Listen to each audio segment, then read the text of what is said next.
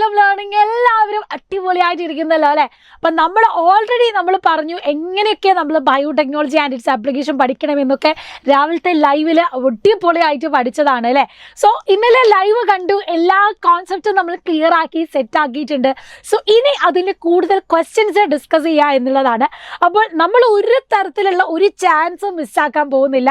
അത്ര പവർഫുൾ ആയിട്ടാണ് നമ്മൾ പഠിച്ചു പോകുന്നത്. കാരണം എവിടെ നിന്ന് കോൺസെപ്റ്റ് വരുന്നു ആ കോൺസെപ്റ്റ് ഒക്കെ ക്ലിയർ ആക്കുന്നു.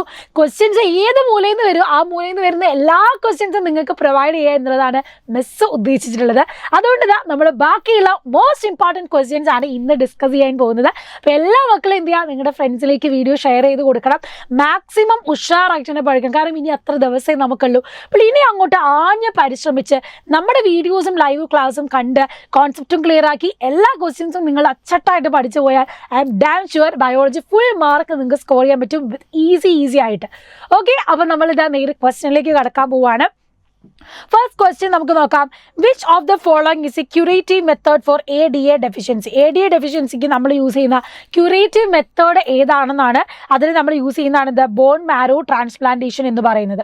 ഓക്കെ, ബോൺ മാരോ ട്രാൻസ്പ്ലാന്റേഷൻ എന്ന് പറയുന്നത്. അടുത്തത് what does BT stands for? BT cotton നമ്മൾ പറഞ്ഞു. BT സ്റ്റാൻഡ്സ് ഫോർ ബാസിലസ് തുറിഞ്ചിയൻസസ് ആണ്. ഇത് പലതവണ മാറി മറിഞ്ഞു. ഇതിപ്പോൾ 1 മാർക്കിന് ചോദിക്കാം, അല്ലെങ്കിൽ 2 മാർക്കിനും മാറി സബ് ക്വസ്റ്റ്യൻ ആയിട്ടൊക്കെ ചോദിക്കുന്നതാണ്. ബാസിലസ് തുറിഞ്ചിയൻസസ്. ബാസിലസ് തുറിഞ്ചിയൻസസ് ആണ് BT എന്ന് പറഞ്ഞാൽ. ബാസിലസ് തുറിഞ്ചിയൻസസ്.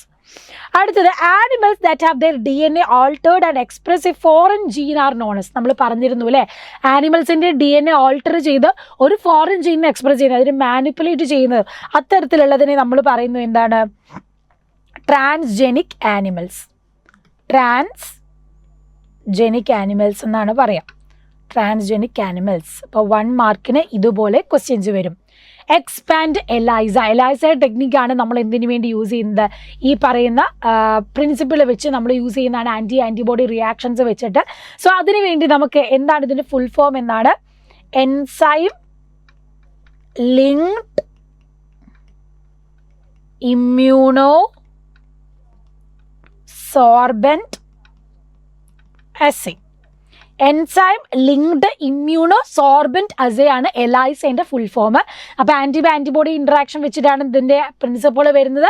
ആൻഡ് നമ്മൾ എയ്ഡ്സ് അതുപോലെ തന്നെ പലതരത്തിലുള്ള ഡിസീസസിന് വേണ്ടിയിട്ട് നമ്മൾ യൂസ് ചെയ്യുന്ന ഒരു മേജർ ടെസ്റ്റാണിത് എലൈസ ടെസ്റ്റ് എന്ന് പറയുന്നത്. So enzyme linked immunosorbent assay ആണ് ഇതിൻ്റെ ഫുൾ ഫോം. പഠിച്ചു വെക്കുക കേട്ടോ. Choose the correct answer. A molecular diagnosis technique that works on antigen antibody interaction. Molecular diagnosis technique that works on antigen antibody interaction ആണ് ചോദിച്ചിട്ടുള്ളത്. അതേതാണ്? നമ്മുടെ ELISA തന്നെയാണ്. Name the first transgenic cow that produce human protein enriched milk. നമ്മൾ പറഞ്ഞിരുന്നു transgenic കൗ ആരായിരുന്നു? Rossi ആണ് കേട്ടോ. ഹ്യൂമൻ പ്രോട്ടീൻ എൻറിച്ച്ഡ് മിൽക്ക് ആയിട്ടുള്ള ആദ്യത്തെ ട്രാൻസ്ജെനിക് കൗ വരുന്നത് ആരാണ്? റോസിയാണ്. സോ അടുത്ത് നോക്കാം. Name the cry gene that control corn borer insect. നമ്മൾ കോൺ ബോറർ കോട്ടൺ ബോൾവേം പഠിക്കുന്നുണ്ട്. ഇതിൽ കോൺ ബോററെ ഇൻഫെക്റ്റ് ചെയ്യുന്നത് ഏതാണെന്നാണ് ചോദ്യം. അതേതാണ്? അത് Cry1AB ആണ്. Cry1AB ആണെന്ത്? കോൺ ബോറർ ഇൻസെക്റ്റിനെ അറ്റാക്ക് ചെയ്യുന്നത്. Filling the blanks. Animal that have their DNA manipulated to possess and express an extra gene are known as. നമ്മൾ പറഞ്ഞിരുന്നു ട്രാൻസ്ജെനിക് ആണ് അല്ലേ? ട്രാൻസ്ജെനിക് ആനിമൽസ് ആണ്. ഇത് പലതവണ റിപ്പീറ്റഡ് ആയിട്ട് ക്വസ്റ്റ്യൻ വന്നിട്ടുണ്ട്. നേരത്തെ നമ്മൾ കണ്ടത് 2019 റിപ്പീറ്റഡ് ചെയ്താണ്. ഇത് 2021 റിപ്പീറ്റഡ് ക്വസ്റ്റ്യൻ ആണ്. Observe the diagram and answer A and B. ഇതാ ഡയഗ്രാം തന്നിട്ടുണ്ട്. ഡയഗ്രാം ബേസ്ഡ് ക്വസ്റ്റ്യൻ ആണ് നമ്മളോട് ചോദിച്ചിട്ടുള്ളത്. എന്താണ് ക്വസ്റ്റ്യൻ എന്ന് നമുക്ക് നോക്കാം. യെസ്, ഇതിൽ എയും ബിയും പെപ്റ്റൈഡ് ചെയിൻസ് തന്നിട്ടുണ്ടല്ലോ. ഇതിൽ മെച്വർ ഇൻസുലിൻ ഏതാണ്?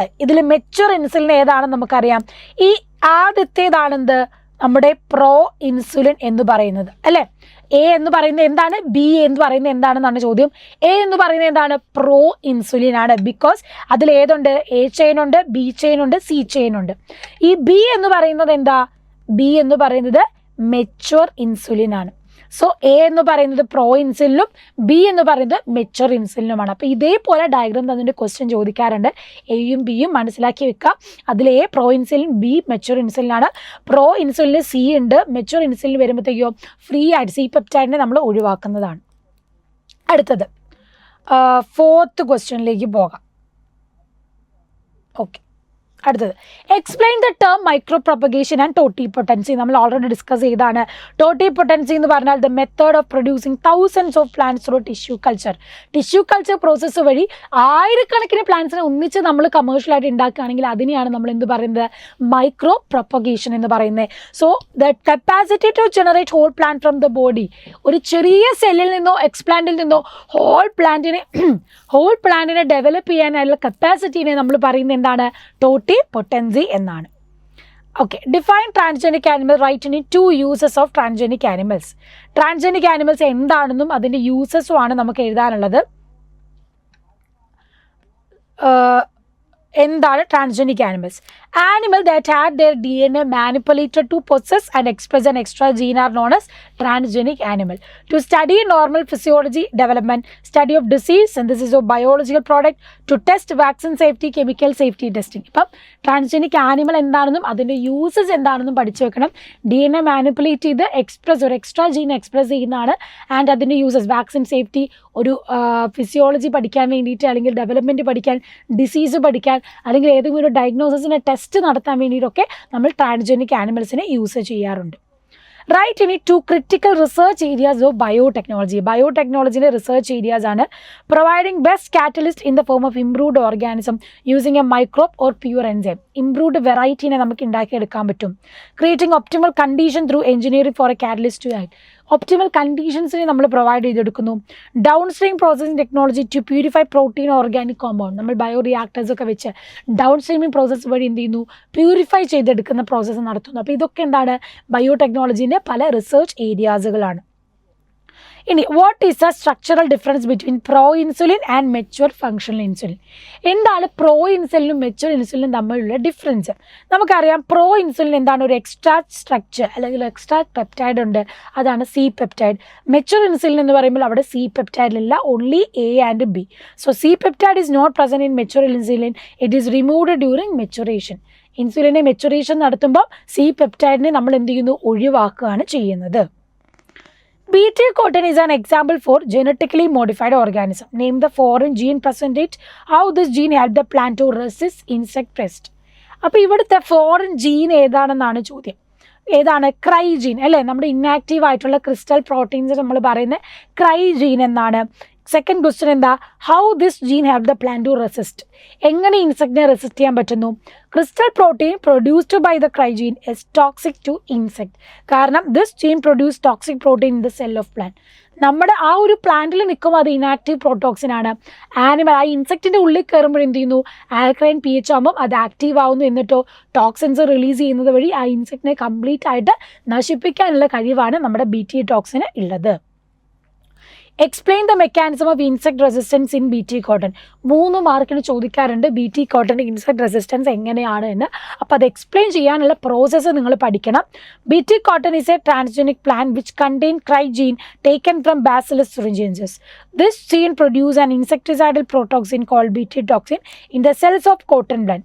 Protoxin which gets into gut of insect turn toxic in alkaline pH and kills the insect. ആദ്യം നമ്മളൊരു BT കോട്ടൺ എന്ന് പറയുന്ന ട്രാൻസ്ജനിക് പ്ലാന്റ് ആയിട്ടാണ്, അതിൽ ക്രൈജീനാണ് ഉണ്ടാവുക. ബാസിലസ് thuringiensis എടുത്ത ജീനിനാണ്, ആ ജീനിനെയാണ് നമ്മൾ കോട്ടൺ പ്ലാന്റിലേക്ക് ഇൻട്രൊഡ്യൂസ് ചെയ്തിരിക്കുന്നത്. അപ്പം പ്ലാന്റിൽ നിൽക്കുമ്പോൾ എന്താണ്, അത് ഇൻസെക്ടിസൈഡൽ പ്രോട്ടോക്സിൻ ആണ്, ഇത് ഇന്നാക്റ്റീവ് ആണ്. ഒരു ബോറർ അല്ലെങ്കിൽ ഒരു ആമി വേം കയറിക്കഴിഞ്ഞാൽ അതിൻ്റെ ഉള്ളിലേക്ക് ഈ ജീൻ പ്രവേശിച്ചു കഴിഞ്ഞാൽ എന്ത് സംഭവിക്കുന്നു, അതിനെ കംപ്ലീറ്റ് ആയിട്ട് നശിപ്പിക്കുക. അതിൻ്റെ ഗട്ടിലുള്ള എപ്പിത്തീലിയം ഒക്കെ തിന്ന് നശിപ്പിക്കാനുള്ള കഴിവുണ്ട്. What are genetically modified organism? Mention any one merit of GM organism അല്ലെങ്കിൽ GM പ്ലാന്റ്സ്. GM ഓർഗാനിസം എന്ന് പറഞ്ഞാൽ organism whose genes have been altered by manipulation ആണ്. അവരുടെ ജീനിനെ നമ്മൾ ഓൾട്ടർ ചെയ്തിട്ടുണ്ട് നമ്മുടെ ഡിസയറിനനുസരിച്ച്. സോ മെയ്ഡ് ഇതിൻ്റെ ആപ്ലിക്കേഷൻ എന്താ, made crops more tolerant to abiotic stress. പല സ്ട്രെസ്സുകളുണ്ട്.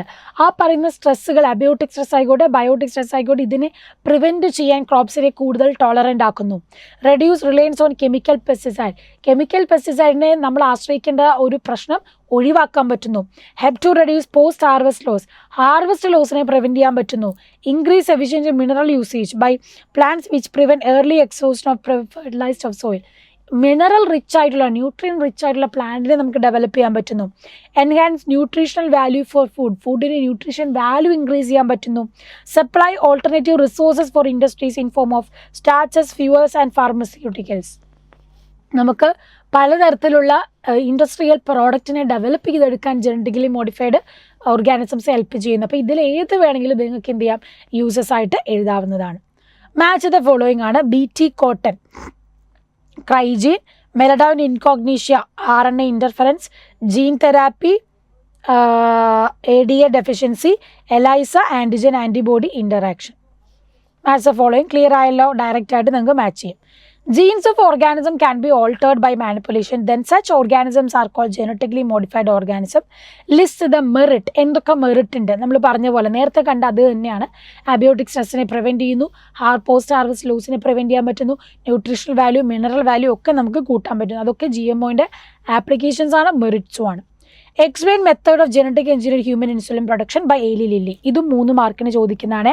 എലി ലില്ലി എങ്ങനെയാണ് ഹ്യൂമൻ ഇൻസുലിനെ പ്രൊഡ്യൂസ് ചെയ്തെടുക്കുന്നത്? അപ്പോൾ നമുക്കറിയാം, DNA സീക്വൻസ് Aയും Bയും ജീനിനെ കറസ്പോണ്ടിങ് ആയിട്ട് എന്ത് ചെയ്യുന്നു, പ്രൊഡ്യൂസ് ചെയ്തെടുക്കുന്നു. എന്നിട്ട് അതിനെ നമ്മൾ പ്ലാസ്മിഡ് ഓഫ് ഈക്കോളയിലേക്ക് ഇൻട്രൊഡ്യൂസ് ചെയ്ത് കുറേ ഇൻസുലിൻ ചെയിൻസിനെ അവിടെ പ്രൊഡ്യൂസ് ചെയ്തെടുക്കുന്നു.